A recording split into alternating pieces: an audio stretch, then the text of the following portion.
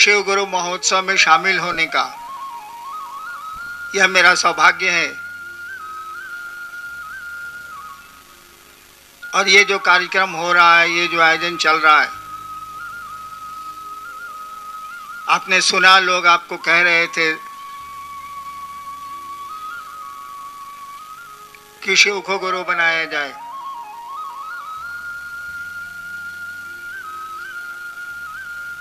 एक बात मैं आपको बताऊं, आज लोग कह रहे हैं कि शिव को गुरु बनाया जाए, लेकिन आपने प्रोफेसर साहब से सुना, वो बता रहे थे कि मैंने जब शिव को गुरु माना था 1974 में, 1974 में, उन दिनों में पटना विश्वविद्यालय में लॉ कानून का विद्यार्थी था। मैंने शिव को गुरु बनाया था तो मुझको ये बात मालूम ही नहीं थी कि शिव गुरु है। मैं नहीं जानता था, मुझको पता ही नहीं था। मैंने केवल सुन रखा था कि शिव को ईश्वर कहते हैं, महेश्वर कहते हैं, और भारत के आध्यात्म में शिव के लिए ईश्वर शब्द का प्रयोग हुआ है और ईश्वर के लिए शिव शब्द का प्रयोग हुआ है। इतना मैंने सुना था। फादर बिहार में क्लास 1 अफसर थे, उन्हीं से सुना था कि शिव को ईश्वर कहते हैं। भारत का अध्यात्म शिव को ईश्वर कहता है और ईश्वर को शिव कहता है। तो लंबे दूरी तक, लंबे अंतराल तक श्मशान की साधना के बाद अचानक मुझको लगा कि कहीं कुछ नहीं है, सब फालतू है। लेकिन आदत पड़ गई थी 15 साल तक श्मशान साधने की, योग साधने की, विद्यार्थी जीवन में। आदत के चलते मेरे दिमाग में एक ख्याल आया। मैं कहानी आपको नहीं सुना रहा, वो प्रोफेसर साहब बोल चुके हैं।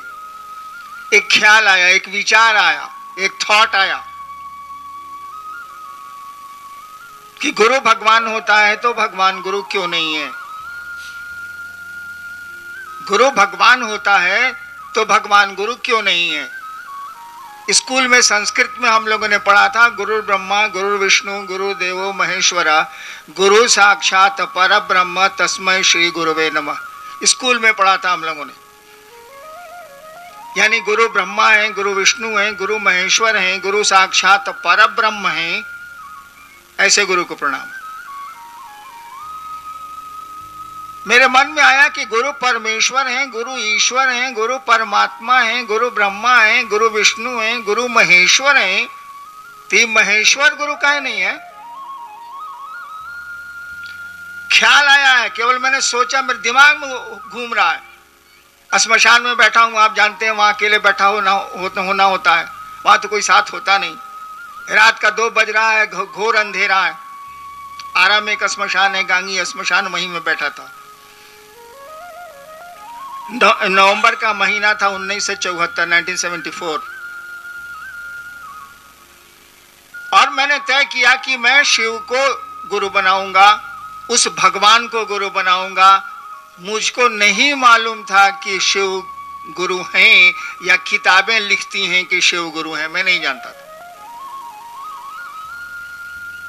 मैंने ईश्वर को गुरु बनाया, शिव को गुरु बनाया, और गुरु बनाया तो 3 कस्में मैंने खाई थी, 3 कंडीशंस मैंने रखे थे, 3 शर्तें मैंने रखी थी कि आप आसमान से उतरेंगे, जिस तरह से आप फोटो में दिखते हैं, तस्वीर में दिखते हैं, हम आपको गुरु नहीं मानेंगे।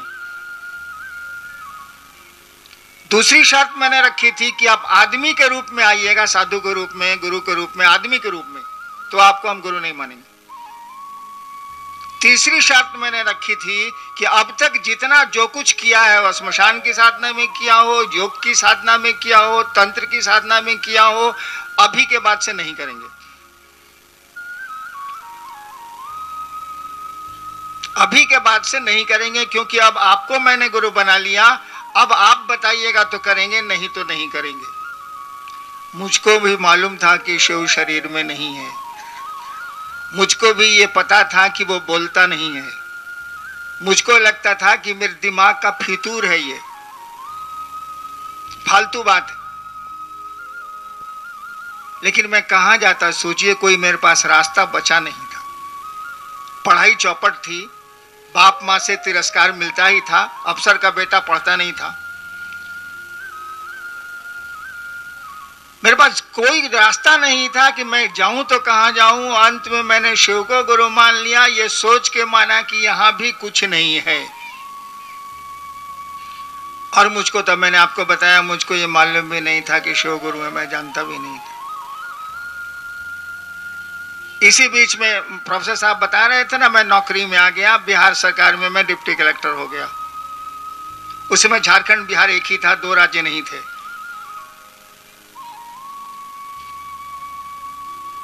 मैंने शिव को गुरु माना और अपनी पत्नी को छोड़ के किसी को मैंने नहीं कहा कि मैंने शिव को गुरु माना, क्योंकि मुझको लगता था यहां भी लफड़ा है। शिव शरीर में नहीं है तो लफड़ा ही लफड़ा है। 8 साल बीत गए, किसी को मैंने नहीं कहा कि मैंने शिव को गुरु बनाया। इसी बीच सरकार ने मुझको बदल दिया मजिस्ट्रेट के रूप में, एक जिले में, मधेपुरा एक बिहार का जिला है, वहीं बदल दिया।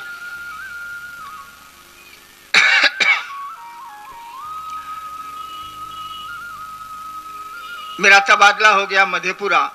जब मैं सहरसा में था, मधेपुरा का बगल का जिला, जब मैं सहरसा में स्कूल में पढ़ता था, जिला स्कूल का मैं वहां विद्यार्थी था, स्कूल में पढ़ता था तो श्मशान जाता था।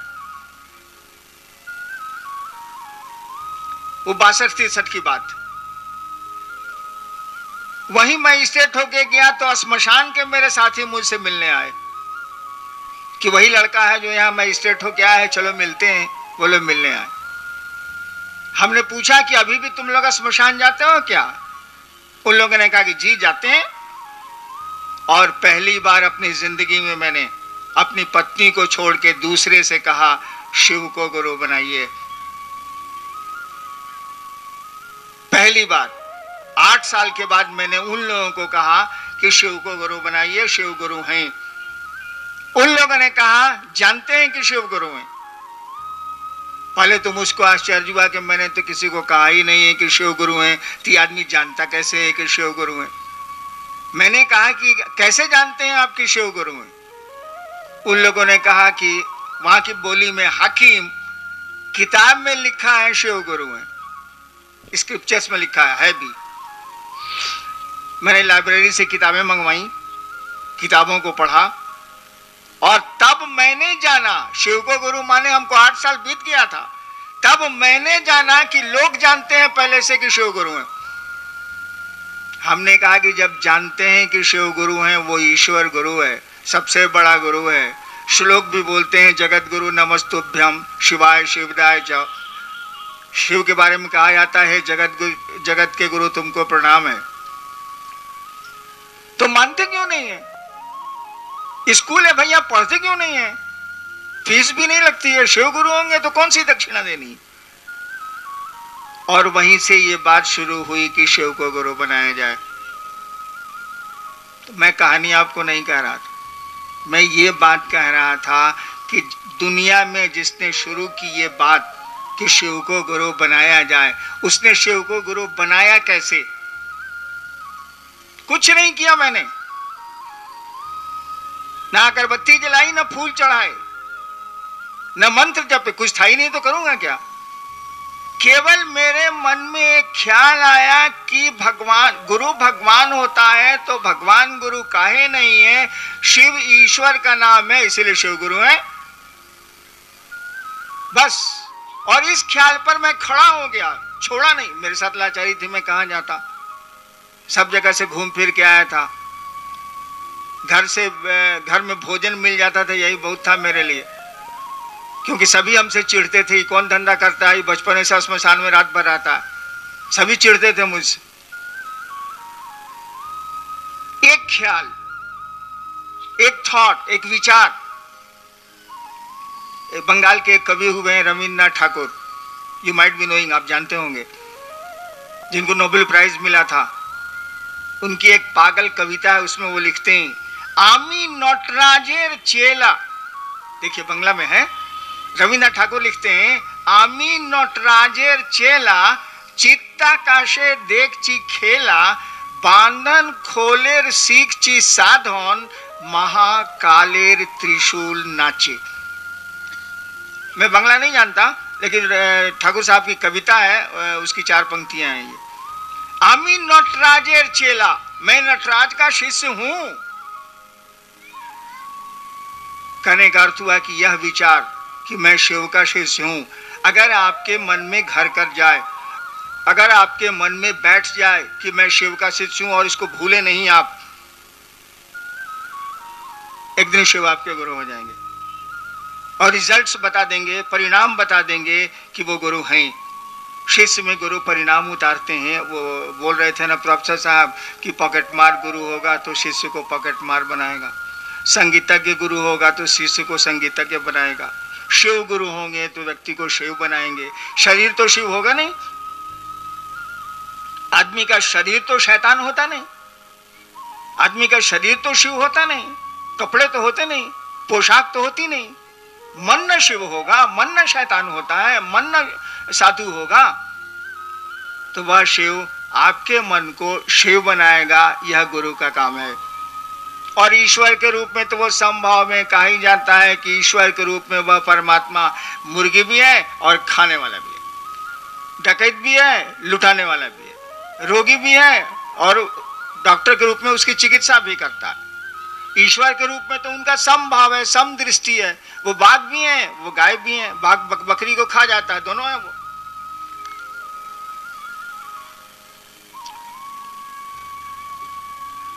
तो मैंने कहा कि मात्र यह ख्याल कि आमी नटराजेर चेला, मात्र यह विचार कि शिव मेरे गुरु हैं, अगर आपके मन में ठहर जाए, कोई विचार आपके मन में ठहर जाएगा तो असर डाल देगा, सो जान लीजिएगा। कोई विचार, दुश्मनी का विचार ठहर जाएगा तो दुश्मनी हो जाएगी, दोस्ती का विचार ठहर जाएगा तो दोस्ती हो जाएगी, बाप का पिता होने का विचार ठहर जाएगा तो कोई पिता होगा, पुत्र होने का विचार अगर मन में घर कर गया तो पुत्र भाव आ जाएगा। ठीक उसी तरह से शिष्य होने का भाव, विचार आ गया तो वो शिष्य हो जाएगा। विचार ही भाव बनते हैं और यह भाव ही विचार बनता है, प्रेम बनता है। तो यह विचार कि शिव मेरे गुरु हैं, इसको पालिए, इसको नरिश करिए, इसको आप अपने मन में पैदा करिए कि हे महादेव आप मेरे गुरु हैं। और इसी के लिए हम लोगों ने 3 काम कहा, 3 सूत्र जो लोग बोल गए ना अभी मंच पे, ये 3 सूत्र कुछ नहीं है। मैंने शिव को गुरु माना था, कोई सूत्र नहीं थे। क्या था? कुछ तो नहीं था, मुझको क्या पता था। मेरे मन में तो ख्याल आया था कि गुरु भगवान होता है तो भगवान गुरु क्यों नहीं है। मेरे मन में तो कोई सूत्र नहीं था, कोई नमः शिवाय नहीं था, कोई विधा नहीं थी, कोई तकनीक नहीं था, कुछ नहीं था।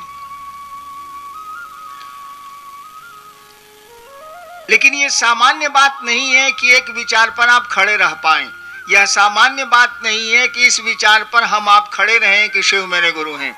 इसी के लिए हम लोगों ने कहा 3 काम हमको आपको करना चाहिए। क्या? जब भी मौका लगे वो रात को सोते समय बिस्तर पर चले जाइए, सो जाइए, बल्कि नींद नहीं आए उसके पहले शिव को याद करिए। मैं तो जानता था कि वो ईश्वर हैं, बाद में सुना मैंने कि किताबें कहती हैं कि वो गुरु भी हैं। तो सब कुछ है, ईश्वर है तो सब कुछ है, ईश्वर नहीं है तो कुछ भी नहीं है। वो सो जाइए, सोने के पहले याद करिए उस शिव को। तस्वीर अच्छी लगती है तो तस्वीर याद कर लीजिए, नहीं अच्छी लगती है तो शून्य में अपने मन को ले जाइए और सोचिए, थिंक ओवर, कम्युनिकेट करिए कि हे शिव, हे महादेव आप मेरे गुरु हैं, मुझ पर दया कर दीजिए। गुरु मानिएगा तो दया न मांगिएगा भाई साहब। हे शिव आप मेरे गुरु हैं, मुझ पर दया कर दीजिए। बोलने की भी जरूरत नहीं। बोलने से क्या होता है? इस माइक्रोफोन को मेरे सामने से हटा दीजिए, कोई मेरी आवाज नहीं सुनेगा। मैं तो बोलूंगा लेकिन आपके कान तक आवाज जाएगी नहीं। तो बोलने से नहीं कुछ होता, आवाज बहुत कम दूर जाती है। लेकिन मन की आवाज बड़ी तेज होती है, बड़ी दूर जाती है। आप मन से अभी कहीं भी जा सकते हैं, अमेरिका में भी हो सकते हैं, यहां भी हो सकते हैं, पल भर की देर नहीं लगेगी। तुम मन ही मन ये संप्रेषण करिए, मन ही मन ये सोचिए कि हे शिव आप मेरे गुरु हैं। गुरु तो हैं वो, उनको गुरु नहीं बनाना है, वो गुरु हैं। ईश्वर है तो गुरु कैसे नहीं है, क्या नहीं है, वो गुरु तो हैं वो, लेकिन आपको उनका शिष्य बनना है, आपको उनको अपना गुरु बनाना है। गुरु हैं वो। ये सोचिए कि हे शिव आप मेरे गुरु हैं, मुझ पर दया कर दीजिए। दूसरा काम हम लोगों ने, लेकिन ये काम भी आप भूलिएगा। मैं तो अक्सर भूलता हूं, मैं भूल जाता हूं। रोज समझाता हूं लोगों को कि अरे भाई सोते समय कम से कम इतना तो याद कर लो, शिव को प्रणाम कर लो, मन ही मन ये सोचो कि आप मेरे गुरु हैं, मुझ पर दया कर दीजिए। बाबा तो हैं ही वो, कहा ही जाता है चंदा मामा सबके मामा, शिव घर घर के बाबा। बाबा तो रहेगा ही वो। बाबा से पढ़िए भाई साहब, उस शिव से पढ़ के देखिए, वो पढ़ाता है, वो गुरु हैं। किताबें कहती हैं, साधु कहते हैं, मनीषी कहते हैं, वो गुरु हैं। सुबह उठिए तो कम से कम याद कर लीजिए, मन ही मन इस बात को कहिए कि हे शिव आप मेरे गुरु हैं, मुझ पर दया कर दीजिए। लेकिन इसको भूल जाइएगा, मैं तो भूल जाता हूं। सुबह उठता हूं, महादेव, शिव तो याद आ ही नहीं सकते, महादेव तो याद आता ही नहीं है, ससुरी चाय याद आती है, क्या करिएगा, याद ही नहीं आते।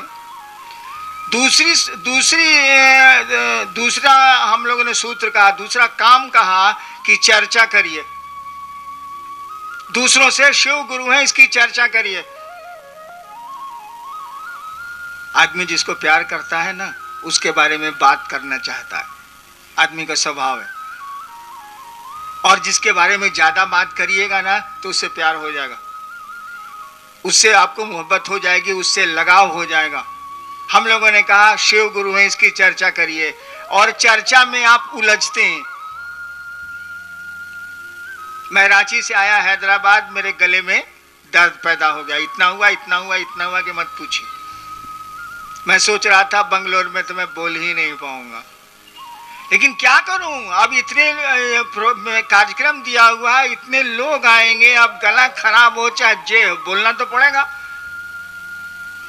मैं रांची में रहता हूं, रोज 200, 300, 400 आदमी मुझसे मिलने आते हैं। तबीयत खराब है तब भी तो जाना ही जाना है, इतना दूर से लोग आया है, टिकट कटा के आया है, परेशानी झेल के आया है, मिलना तो है ही, क्या करेंगे।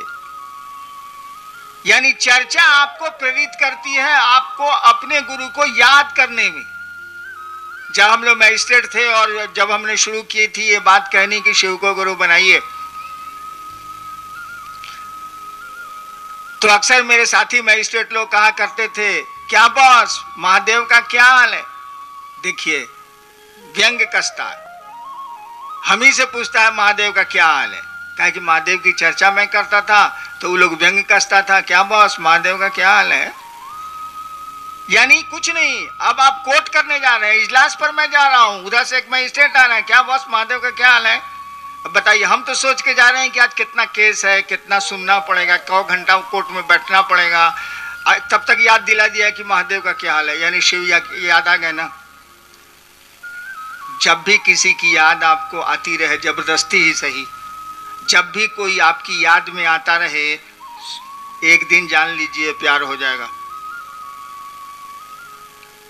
तीसरा काम हम लोगों ने कहा कि जब मौका मिले अपने गुरु शिव को प्रणाम कर लीजिए,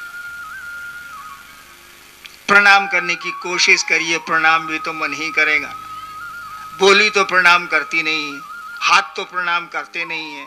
हम लोग कितने आदमी को प्रणाम करते हैं, हम मने मन सोचते हैं नहीं कि साला कहां से मिल गया, आज खाना नहीं मिलेगा। करते हैं कि नहीं करते? हम लोग बहुत आदमी को प्रणाम करते हैं, हम तो नौकरी में बहुत किया है, प्रणाम किया, प्रणाम सर आइयो। जब वो चला गया तो साहब बगल वाले साथी से कह रहे हैं कि देखो आज खाना साला नहीं मिलेगा, ये साला कहां से भेटा गया। ये प्रणाम नहीं, प्रणाम मन करेगा ना, झुकेगा मन ना। बोली प्रणाम कर रही है, मन तो नहीं झुक रहा है, मन तो कह रहा है कि कहां से भेटा गया, खाना नहीं मिलेगा। तो हम लोगों ने कहा शिव को प्रणाम करने की कोशिश करिए। काहे कोशिश करिए, शिव को प्रणाम होता नहीं है, वो तो अपने काम के लिए, अपने मतलब के लिए हम लोग प्रणाम करते हैं। प्रणाम के लिए तो प्रणाम करते नहीं है। शिव के प्रति प्रेम हो, श्रद्धा हो, इसके लिए तो प्रणाम होता नहीं है। काम है, हमको मतलब है, तो प्रणाम तो करना ही पड़ेगा, क्या करेंगे, कोई उपाय है? हम लोगों ने कहा शिव को प्रणाम करने के लिए प्रणाम करने की कोशिश करिए, अपनी बात छिपा लीजिए, वो बात खुद ब खुद पूरी हो जाएगी। कहिए मत, प्रणाम पहले करिए। यही 3 काम हम लोग कहते हैं करने को, यही 3 सूत्र हैं। और हमने तो जब शिव को गुरु माना था तो ये सूत्र भी नहीं थे, मात्र ख्याल था। मेरा गला देखिए, हम गले के बारे में बोल दिए ना, अब बीमारी शुरू हो गई। गजब चीज है, बीमारी का नाम लीजिए, बीमारी शुरू। जब मैंने शिव को गुरु माना था तो कोई सूत्र नहीं थे, मात्र इस बात पे मैं खड़ा रह गया कि शिव मेरे गुरु हैं और रहेंगे। इसके लिए जो नतीजा होगा, और बहुत नतीजा हुआ, हमने आपको सुनाया कहाँ। 74 से लेके 82 तक मेरा जो नतीजा उतरा, हम तो देखते हैं कि आज 3 करोड़ से ज्यादा शिव शिष्य हैं और सबको मस्ती मस्ती। मैंने शिव को गुरु माना था तो जो मुझको परेशानी हुई, जो मुझको दिक्कतें हुई, मैं ही जानता हूं। क्यों? इसीलिए कि 15 साल श्मशान की साधना छोड़ के आया था। बढ़िया आदमी का साथ छोड़ दीजिएगा तो आपका भला मनाएगा, और शैतान आदमी का साथ छोड़ दीजिएगा ना तो आपको चैन से रहने नहीं देगा। तो श्मशान में सब प्रेत सबसे हमको दोस्ती हो गई थी, और शिव को गुरु मान के साथ छोड़ दिया। सब मिलके हमको तंग करता था, और मैं बैठ के रोता था कि साला कहाँ फंस गया, शिव को गुरु मान लिया, प्रेत वो तंग करता। आइए देखते हैं, कुछ जिज्ञासा आई है तो करते हैं, लगातार बोलने में दिक्कत। चलिए,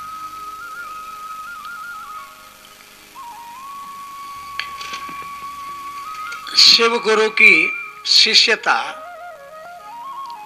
और जो पारंपरिक दीक्षा पद्धति है, दोनों में अंतर है। आपने लिखा है कि गुरु की दया ही दीक्षा है, जबकि पारंपरिक गुरु परंपरा में गुरु कान में मंत्र उंतर देते हैं। तो शिव शिष्यता में दीक्षा की क्या व्यवस्था है, इस पर प्रकाश डालने की कृपा की जाए। आपके ग्रंथों में भी दीक्षा शब्द की व्याख्या की गई है। हमारी किताबों में भी दीक्षा शब्द की व्याख्या की गई है, और लिखा गया है कि ऐसा ज्ञान, ऐसा दिया, ऐसा ज्ञान का दिया गुरु जलाते हैं जिससे शिष्य के पाप का क्षय होता है। इसको दीक्षा बोलते हैं। अंग्रेजी में बड़ा अच्छा है, हिंदी में तो समझने में थोड़ी दिक्कत होती है, अंग्रेजी में बहुत बढ़िया है। दीक्षा शब्द की अंग्रेजी होती है इनिशिएशन। दीक्षा शब्द की अंग्रेजी है इनिशिएशन। आप जानते हैं इनिशिएट, टू इनिशिएट का मानी होता है प्रारंभ करना, शुरू करना, टू इनिशिएट। और अंग्रेजी इसी से बना है, इनिशिएट से इनिशिएशन, यानी आध्यात्म की दुनिया में गुरु शिष्य के कदम जब बढ़ाते हैं अपनी दया, अपने आशीर्वाद, अपनी कृपा से, तो एक शुरुआत होती है ईश्वर की ओर चलने की। दिस इज कॉल्ड इनिशिएशन, प्रारंभ। इसी को बोलते हैं दीक्षा। दीयते ज्ञानम क्षीयते पापम, गुरु ज्ञान देते हैं और पाप का क्षय होता है।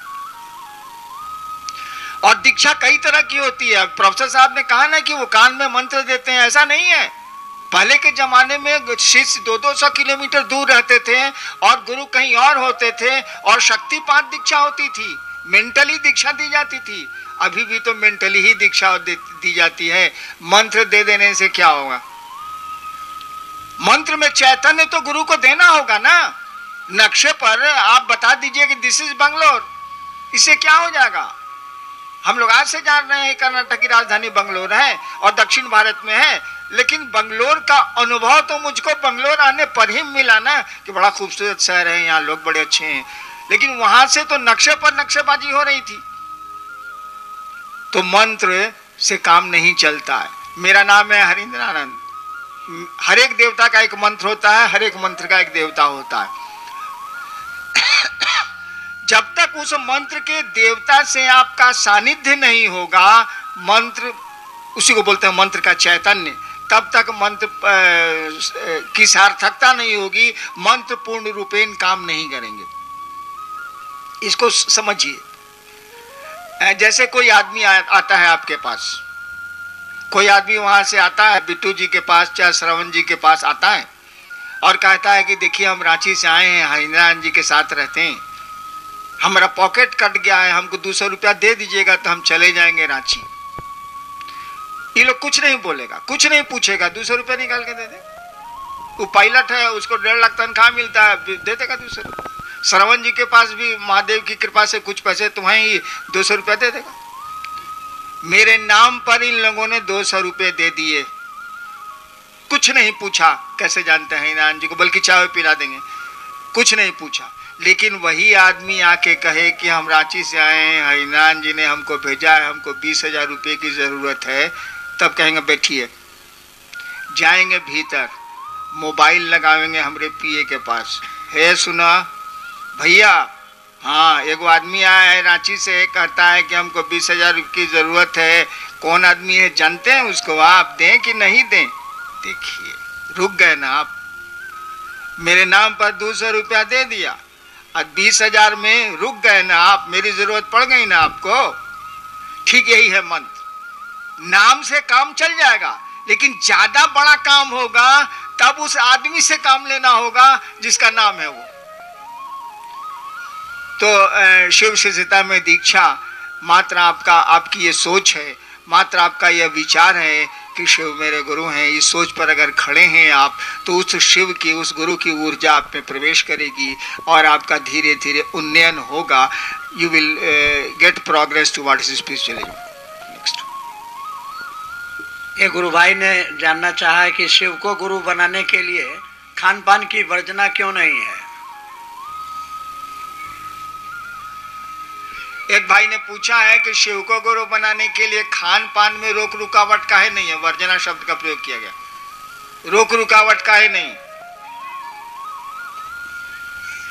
स्कूल में नियम मास्टर साहब का चलेगा कि लड़का का चलेगा, इसका पहले फैसला कर लीजिए। हम लोग जिला में रहे हैं, मजिस्ट्रेट रहे हैं या अन्य पदों पर रहे हैं, एडीएम रहे हैं, जब जाते थे तो देखते थे कि स्कूल में 11 बजे बच्चे बाहर खेल रहे हैं, तो उस स्कूल के मास्टर को हम लोग सस्पेंड कर देते थे। मास्टर कहता था कि लइकवा सब अपने मने बाहर चला गया है, सर हम क्या करें, हम का मास्टर कौन चीज बैठाइए, पढ़ाइए सबको। यानी स्कूल में नियम मास्टर साहब का ना चलेगा, लइका का चलेगा तो कबड्डी खिला देगा मास्टरों को, पढ़े वढ़ेगा नहीं। ठीक उसी तरह से आप गुरु किसको बना रहे हैं, हमको, हम लोग किसको गुरु बनाने की बात कर रहे हैं। हम लोग तो गुरु नहीं है, हम लोग तो उपदेशक नहीं है, हम लोग तो स्वामी नहीं है, जो है सो शिव है, वो महादेव है। तो बताइए वह ईश्वर किसको रोकेगा, किसको परमिशन देगा, कि कौन उसका पराया है, जो बता दीजिए तो जरा। समुद्र में रहने वाले मछुआरे भी शिव के हैं, सब्जियों पर पलने वाले लोग भी शिव के हैं। मैंने देखा है जब बाढ़ आती है, इस इलाके में पता नहीं कम आती है, बिहार वगैरह में जब बाढ़ आती है तो गांव देहात के लोग, सरकार की सहायता देर से पहुंचती है, गांव देहात के लोग रेलवे लाइन पर परिवार को लेकर चले जाते हैं।